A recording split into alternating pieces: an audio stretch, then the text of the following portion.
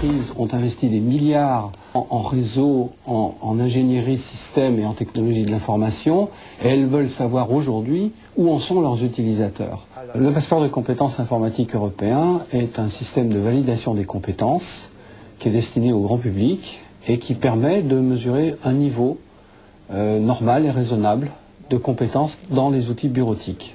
Alors les outils bureautiques, c'est tout d'abord le poste de travail pour lequel il faut avoir un vocabulaire minimum. Et puis, il y a des applications comme le traitement de texte, la gestion des documents, la présentation assistée par ordinateur ou bien le courrier électronique et la navigation sur Internet. Le PCIE, à l'origine, est une initiative de la Fédération européenne des associations d'informaticiens, qui s'appelle le CEPIS.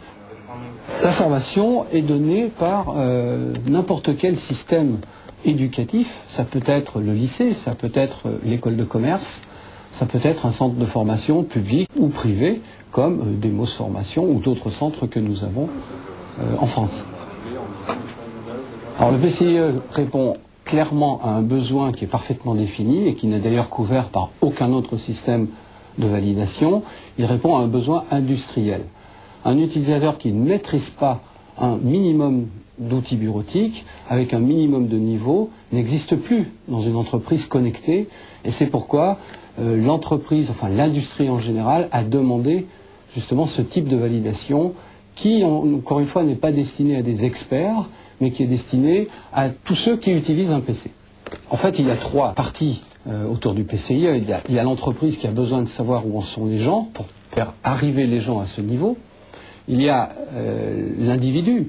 L'individu, c'est très important. Celui qui n'a pas de BTS de bureautique et qui a 50 ans et qui est sur le marché du travail a besoin de faire valider ses compétences en bureautique parce qu'aujourd'hui, on ne rentre plus dans un job, dans une entreprise, si on n'a pas un niveau minimum. Et donc le PCIE est parfaitement indiqué pour ceux qui cherchent une qualification qu'ils n'ont pas pu obtenir par un diplôme officiel.